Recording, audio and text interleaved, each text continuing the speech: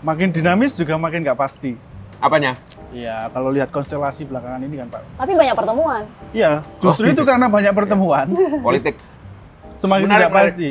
Koalisi yang terbentuk memang sudah ada beberapa yang sudah deklarasi. Kalau kita lihat kan ada koalisi Indonesia Bersatu, koalisi perubahan, sama koalisinya pendukung Ganjar. Tapi kan kalau lihat peristiwa politik sepekan terakhir ini kan kayaknya semakin mengindikasikan bahwa sepertinya ini masih sangat cair dan masih belum.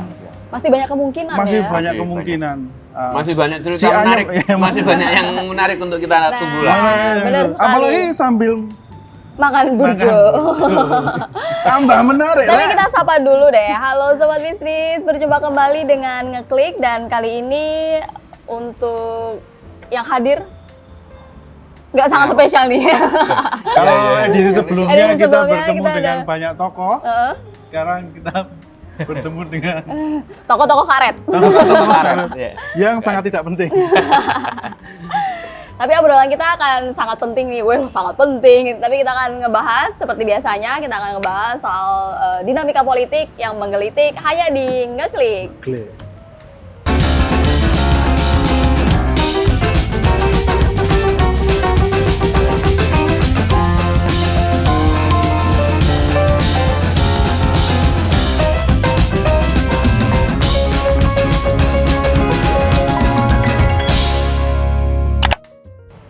Mas, tapi aku mau cerita nih, kalau kita mengulas ke belakang ya berkaitan soal partai berlambang merah nih, moncong merah nih, ini kan kalau sepekan terakhir ini ada banyak peristiwa yang kemudian akan dipanggil. Tapi kalau kita ngerunut ke belakang, sebenarnya pemanggilan-pemanggilan ini tidak hanya sekali ini, bahkan jauh ke belakang kita sebut ada Gibran, kemudian Effendi Simbolon dan lain sebagainya. Nah, ini sebenarnya PDIP ini gimana ini? Iya, kalau kita lihat konstelasi, kan sekarang otomatis kalau dengan perubahan peta elektabilitas, dengan mungkin juga di internal PDIP sendiri juga persoalan masih Ganjar juga masih belum final juga. Belum final ya? Ya, bisa jadi belum final gitu kan, karena kalau kita lihat kan itu tokoh-tokoh kunci loh yang melakukan manuver gitu kan. Apalagi juga mungkin juga galau juga dengan sikap Jokowi yang kalau kita lihat dari profil ratingnya juga juga masih tinggi gitu kan, dan kita sikap politik Jokowi itu kan sangat ditunggu untuk menentukan arah politik tahun pemilu 2024 gitu kan. Nah, atas dasar itu pula mungkin gitu kan. Kalau kita kan serba mungkin gitu kan, karena politik kalau kita lihat dengan peta koalisi sekarang aja masih koalisi mungkin semua gitu kan. Ya kita juga masih menggunakan bahasa mungkin gitu kan. Mungkin karena pertimbangan-pertimbangan itulah gitu kan. Beberapa elit gitu kan, beberapa elit ataupun kader utama di PDIP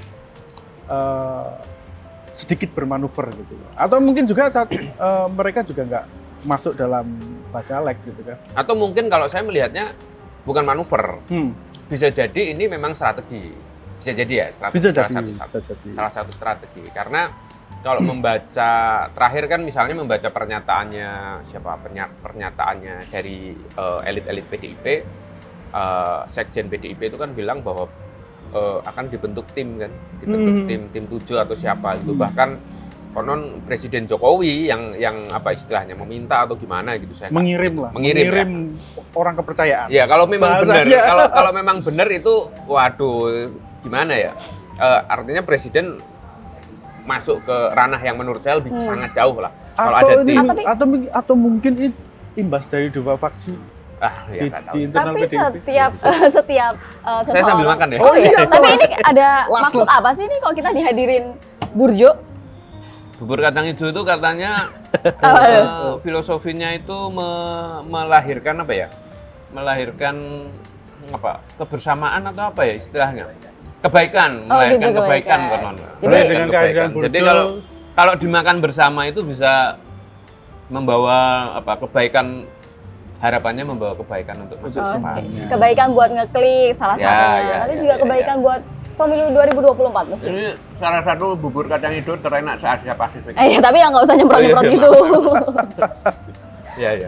Oke. Jadi itu aku mau ngomongin gitu. Intinya kalau menurut saya lebih kepada bisa jadi ketika Mas Budiman Sujatmiko kemarin bertemu dengan Pak Prabowo, Prabowo. terus siapa lagi? Effendi Simbolon. Effendi Simbolon juga ketemu dengan Pak Prabowo, Wali Kota Solo Mas Gibran juga ketemu dengan Pak Prabowo, bisa jadi itu juga bagian dari strategi PDIP juga untuk misalnya ya melakukan komunikasi politik lah ya, kan menuju pemilu 2024 Tapi ini kan. dari PDIP sendiri menyatakan bahwa itu bukan atas dorongan partai, dia hadir dengan sendiri, pribadi sendiri gitu kan. Makanya kan kemudian PDI secara tegas menyatakan bahwa akan memanggil nih untuk dilakukan kode etik. Itu kan sama seperti kasusnya Ganjar dulu.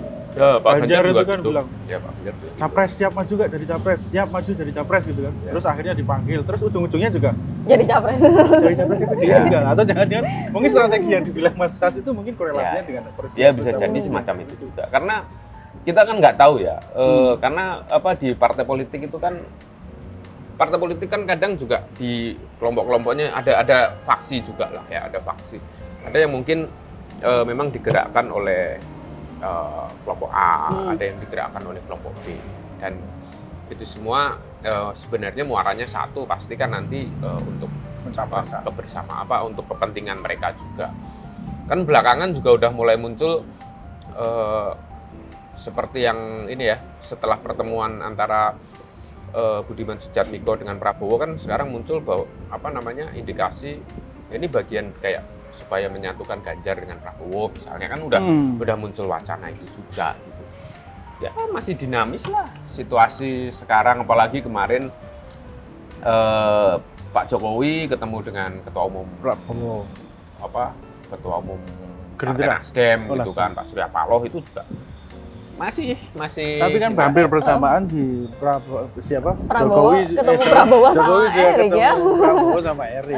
Oh ya, Ya kan tahu ya, sendiri. ya. Prabowo juga satu sisi ada Ya, sosok ya. ya kuat, terus Erik sendiri kan juga kita ketahui juga Bahwa memang sudah didekat-dekatkan untuk kemudian jadi pendamping si dijodoh-jodohkan. Prabowo ya. Bahkan kalau kita gosip-gosip yang bertebaran gitu kan ya, konon Erik kan disponsori oleh partai yang mau gabung dengan dengan koalisinya Prabowo. Ya, ya itu kan kita belum bisa mengkonfirmasi. Ya, itu tapi kan itu Tapi- memang sangat masih sangat cair dan masih saling menyandra kalau kita lihat Ya.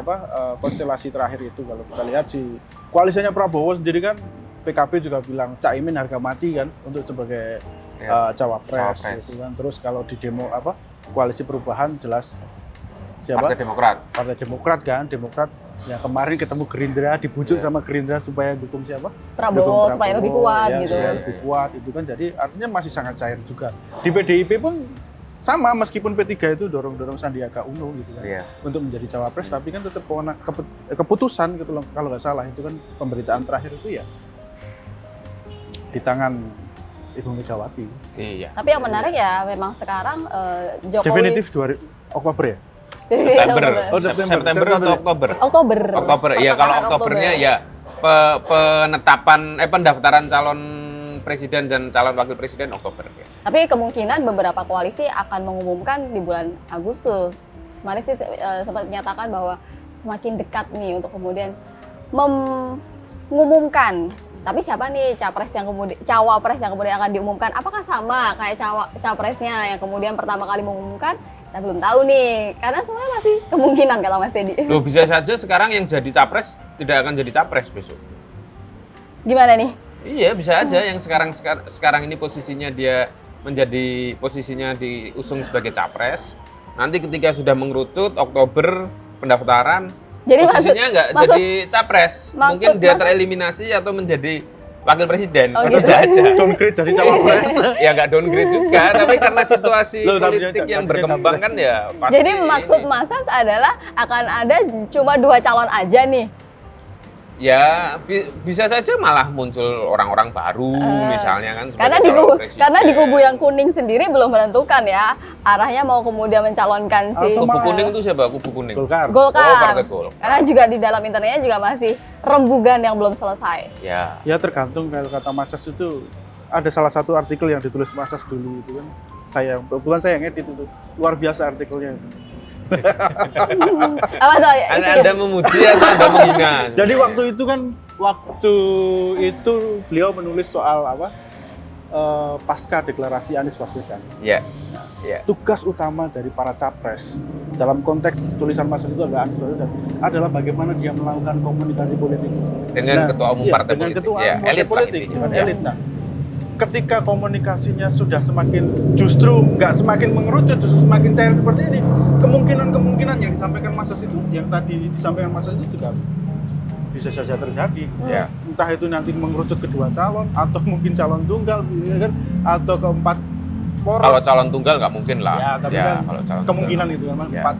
empat poros itu bisa sangat terjadi. Tapi itu hal serupa yang disampaikan Jokowi kepada Ganjar gitu kan, bahwa yang utama tuh bukan pencapresannya cuma antara saja, tapi kemudian ada PR penting juga pasca dari pencapresan ini, tugas penting dari pencapresan ini. Narasi keberlanjutan. Nah, Iya, kalau itu kan dan juga kemudian itu tadi benar Pak, kalau kemarin kita melihat di 2019 kan memang ketegangan masih terjadi pasca kemudian pencapresan gitu kan. Nah, yang dimaksud Jokowi bisa jadi kemudian tugas beratnya Ganjar untuk kemudian memastikan bahwa setelah pencapresan itu juga akan tetap adem-adem saja. kita lihat basis komunikasi politiknya kan memang ada di dua narasi itu kan. Basis komunikasi politik kalau kita lihat, satu narasinya adalah narasi keberlanjutan, ya kan? Yang kedua adalah narasi tentang perubahan gitu kan. Nah, yang lucu nantinya misalnya gitu kan, ini hanya simulasi aja gitu, atau simulasi atau semacam apa ya, kalau bahasa Jawa itu reng-rengan aja. Ya, ya. Reng-rengan aja. Kalau seandainya Demokrat ya misalnya gabung Gerindra gitu, sementara Prabowo bilang bahwa dia juga akan meneruskan narasi keberlanjutannya Jokowi, berarti narasi perubahan sudah selesai, ya kan? Ya. Patah dengan sendirinya ya. Patah dengan sendirinya. Atau nanti seumpama nanti Golkar gabung dengan koalisi perubahan, Iya. terus Anies Baswedan jadi siapa? Jadi capresnya, wakilnya misalnya Airlangga Hartarto misalnya kan, ya sama saja, nggak ada narasi perubahan. Nasdem kan Iya. bagian dari Nasdem. koalisi kan. Oke. Misalnya Anies kan dideklarasikan oleh Nasdem pertama kali gitu kan. Terus Airlangga juga bagian dari koalisi pemerintahan saat ini, artinya kan juga sama itu sebenarnya. Kalau kita lihat gitu kan enggak. Ya basis komunikasinya dua itu, tinggal nanti memang komprominya sampai sejauh mana. Tapi saya juga melihatnya gini, kalau dilihat dari situasi yang sekarang ini berkembang ya, situasi yang berkembang. Sebenarnya kan sejak 2014, 2019 sampai sekarang itu ya kan hanya ada dua kubu aja yang pro dan kontra aja. Udah itu aja. Tapi kan yang kontra ini kemudian udah makin banyak tereliminasi ya. Sudah mulai banyak yang bisa ditangani lah, bisa diatasi gitu. Artinya kalau rame di media sosial biasa, tapi kan di level masyarakat tidak sampai terjadi gontok-gontokan. Artinya sebenarnya kalau kita bicara dengan situasi politik yang berkembang sekarang ini sebenarnya udah relatif kondusif, sudah relatif terkendali gitu kan. Artinya apakah kita mau membayar mahal ya kan? Apakah kita mau membayar mahal apabila pemilu 2024 kembali lagi seperti situasi 2014 atau 2019? Masyarakat gontok-gontokan lagi, itu terlalu mahal buat sebuah demokrasi. Berarti tiga calon, tiga kandidat itu ideal ya sebenarnya. Ya, kalau kemarin kita ngobrol dengan beberapa tokoh, ya mereka adalah putra-putra terbaik bangsa. Nah, ngomong-ngomong soal itu, Mas. Lah kemarin kan kita kan sempat bertemu dengan beberapa tokoh politik gitu kan. Mas As ke Pak Andika. Sebenarnya kan dibilang surprise, tapi sebenarnya sudah terdengar sejak beberapa waktu yang lalu. Gitu. Dari dua tokoh itu gimana, Mas? Siapa nih, Pak Andika sama? Gitu, ya, kansnya kalau dilihat dari kedekatan secara politik. Enggak, dua tokoh ini siapa? Ya, sama Pak Sandiaga Uno. Oke. Kalau dari Pak Andika sendiri ya memang. Aku yang terakhir ini agak gimana gitu, tapi kan ya Pak Sandiaga Uno lah. Ya. Oh gitu. Kalau dari pertemuan kita ngobrol-ngobrol dengan Pak Andika sendiri ya, dilihat dari bajunya saja udah terlihat mentereng banget nih. Warna baju kotak-kotak merah, walaupun sekarang juga warna bajunya berganti ya untuk kemudian dari Ganjar sendiri gitu. Dan komunikasinya terlihat lebih intens kepada PDIP. Bahkan setelah kita bertemu dengan Pak Andika sendiri, Pak Andika juga ada jadwal dengan Pak siapa? Berapa? Ganjar. Bukan, Pak Andika ada bertemu dengan yang jadi pembicara. Oh, Arsyad Oh, Pak Rashid. Arsyad. Pak Datang ke Rashid, acaranya ya. PDIP. Arsyad Rashid, ya. Ya. Tapi kalau aku melihat gini, Tapi apakah kemudian jadi cawapresnya si Ganjar? Ya belum tahu. jadi gini, kalau kita melihat di 2019 ya, 2019 itu kita bicaranya waktu itu cawapres Jokowi. Kita ngomongin cawapres Jokowi. Cawapres Jokowi itu waktu itu ada 3 kelompok. Ya. Kelompok pensiunan, TNI, militer, latar belakangnya militer, kemudian kiai, ya kan? Kiai ini ulama, ya NU kan? lah. Kelompok-kelompok Muslim, ya kan? Kelompok ya kiai lah, kiai ulama gitulah ya. Sama satu lagi politik dari aktor politik. Makanya kan waktu itu muncul calonnya Pak Jokowi kan waktu itu 2019 itu ada Mahfud MD. Siapa yang dari Kiai itu ada misalnya Kiai Ma'ruf Amin. Kiai Ma'ruf Amin masuk ya? Masuk kayaknya. Kiai Ma'ruf Amin masuk gitu.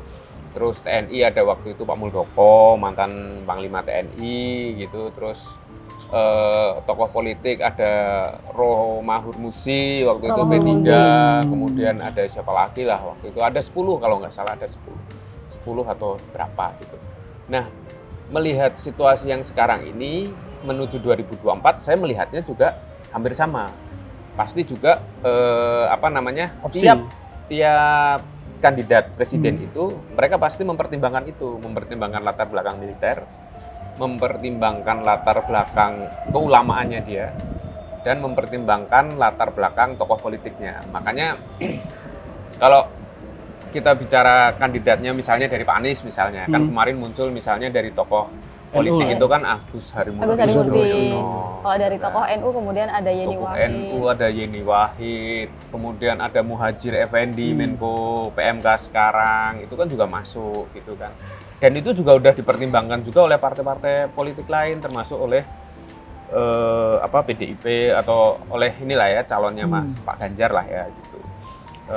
Kemudian termasuk yang dari TNI misalnya nama Andika Perkasa juga pasti masuk gitu kan. Jadi menurut saya kandidat siapa cawapres ya pasti dari Tiga kelompok itu kan. Nah, tapi biasanya di putaran kalau istilahnya di periode pertama, siapapun di periode pertama gitu, mereka akan mengambil tokoh yang memang pemilik basis massa besar. Penarik massa yang besar gitu. Berarti mungkin bisa dari kalangan kiai, ulama bisa, atau memang kalau misalnya memang mau mempertimbangkan faktor keulamaan dan keamanan mungkin juga bisa dari kelompok-kelompok militer. Gitu. Tapi dari Jadi semua kalau pilihan, dari tokoh politik, sama-sama tokoh politik, rasanya misalnya ketua umum partai politik gitu, jadi cawapres itu makanya dalam situasi komunikasi politik yang masih berjalan sekarang ini rasanya masih agak kecil lah. Kecil kemungkinan. Tapi kalau kita lihat kan sebenarnya konteks tahun 2019 cukup berbeda mungkin ya dengan konteks tahun 2024 gitu kan. 2019 jelas itu keterbelahan 2014 itu terbawa sampai masih berlanjut ya. Makanya akhirnya di last minute si Presiden Jokowi memilih Kiai Ma'ruf Amin untuk mengcounter isu-isu tentang keagamaan gitu kan. Tapi kalau 2014 ini kan sebenarnya relatif kondisinya 2024 itu kan 2024 itu kondisinya kan relatif lebih cair ya. Dari sisi apa misalnya dari isu yang politik kemudian identitas ya ada, tapi kan nggak sekeras tahun 2000. Ya kelompoknya bisa diidentifikasi lah ya. Bisa diidentifikasi gitu kan. Ya. Artinya kan kans untuk cawapres non kiai itu kan kemungkinan juga lebih besar misalkan. Dan Andika Perkasa kalau kita lihat kan juga mungkin nggak kita PDIP itu ke situ, Mas? Ya kalau dalam politik itu semuanya mungkin. Mungkin nggak? Mungkin. Kalau dalam politik semuanya mungkin, tapi ya Serius banget itu, ada semua. iya, dalam politik itu semuanya mungkin, tapi ya kita melihat inilah ya. Tentu melihat pertimbangan elektabilitas pasti, melihat situasi. Nasionalis religius itu masih relevan nggak sih untuk 2024 ya sebenarnya? Kombinasi itu. Ya. Pertanyaan besarnya di situ sebenarnya sekarang itu. Kalau Kalau kita lihat kan gitu, Nasdem juga pengen nasionalis religius, ya kan? Demokrat juga nasionalis religius. Maksudnya cawapresnya gitu. Oh, oke. Cawapresnya nasionalis, meskipun kita nggak tahu kan, cawapresnya religius gitu kan. Makanya Nasdem sangat ngotot kan bahwa tapi, mereka untuk siapa? Yeni Wahid, Wahid karena gitu. dibilang untuk kemudian itu adalah pasangan yang cukup ideal untuk mengimbangi Anies Baswedan dan juga menyerap basis massa dari NU gitu untuk kemudian menjaring suara-suara. Jangan salah, Pak Muhadjir Effendi itu juga potensial belakangan dari kelompok Muhammadiyah. Beberapa kelompok juga sudah mulai menggulirkan nama Muhadjir Effendi. Nah, dia representasi kelompok-kelompok Muhammadiyah yang memang ini. Tapi kalau dilihat dari koalisi Gerindra sendiri dengan kemudian Prabowo dan juga Erik, apakah kemudian juga akan basis massa dari kaum ulama akan terpenuhi nih? Loh, Pak Erick Thohir itu kan ini Banser loh. Banser Sudah punya KTA mungkin ya? Banser dia.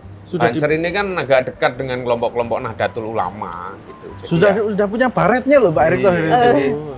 Jadi ya sekarang ini kan kalau saya melihatnya ya ketokohan pastilah ya, ketokohan tetap gitu, dan kedekatan dia dengan kelompok besar ya, ulama atau apa juga rasanya juga menjadi kunci nanti gitu. Nah, yang menarik sekarang posisinya Sandiaga Uno itu mau kemana sekarang?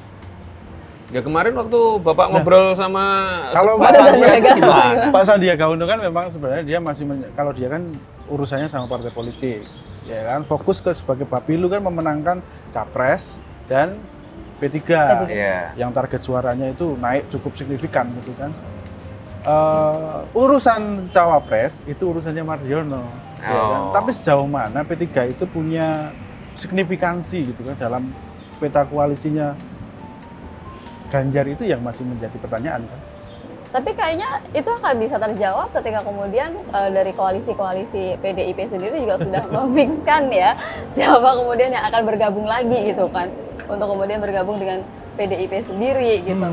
Karena kalau sekarang kita lihat ya itu tadi, bahkan Sandiaga Uno juga tetap melancarkan jurusnya untuk kemudian memenangkan P3-nya sendiri gitu kan, dan juga untuk pertemuan-pertemuan atau kedekatan dengan PDIP juga sekarang kayaknya belum begitu terlihat ya untuk dekat. Sebenarnya dekat loh, kamu jangan salah. Iya. Dekat Gimana loh mereka. Iya, kantornya dekat. Oh iya, kantornya PDIP sama kantornya P3 itu sebelahan loh, kamu jangan salah. Lah justru Sandi sama Prabowo juga deket banget malah. Apanya? Rumahnya? Kantornya. Ya itu sih, tapi memang masih sangat cair dan masih belum pasti sih untuk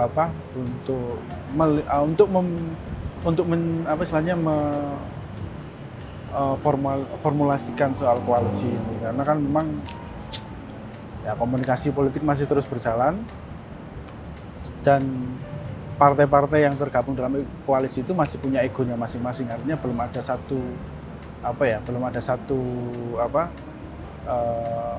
kesepakatan terutama soal cawapres terus. Cawapres yang kuat siapa?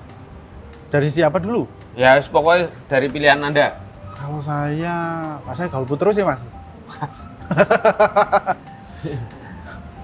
Dari nama yang kuat. Nama yang beredar itu sebenarnya Sandiaga Uno, itu salah satu ya. Erick Thohir itu salah satu. Mahfud MD itu belakangan juga sering disebut.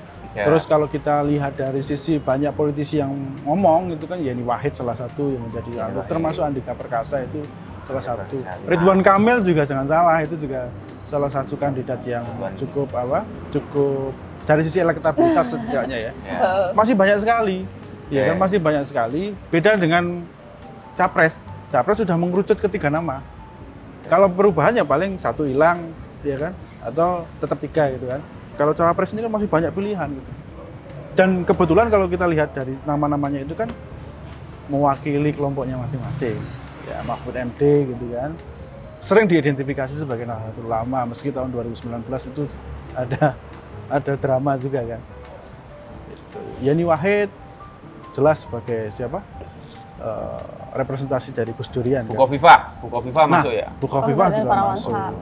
Bukoviva Meskipun ya juga alot juga komunikasi politik tampaknya ya.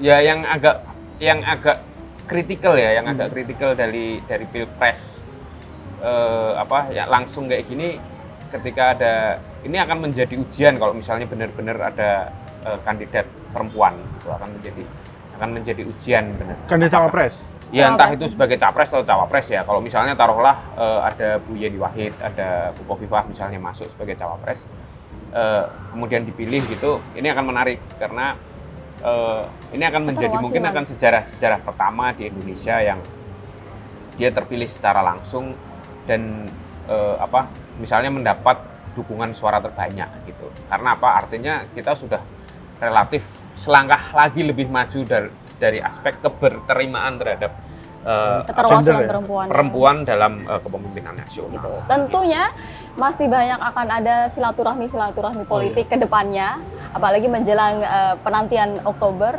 untuk memfikskan siapa calon wakil presiden dari masing-masing koalisi. Dan Capres dan cawapres ya. Capres dan cawapres yang akan diumumkan secara definitif.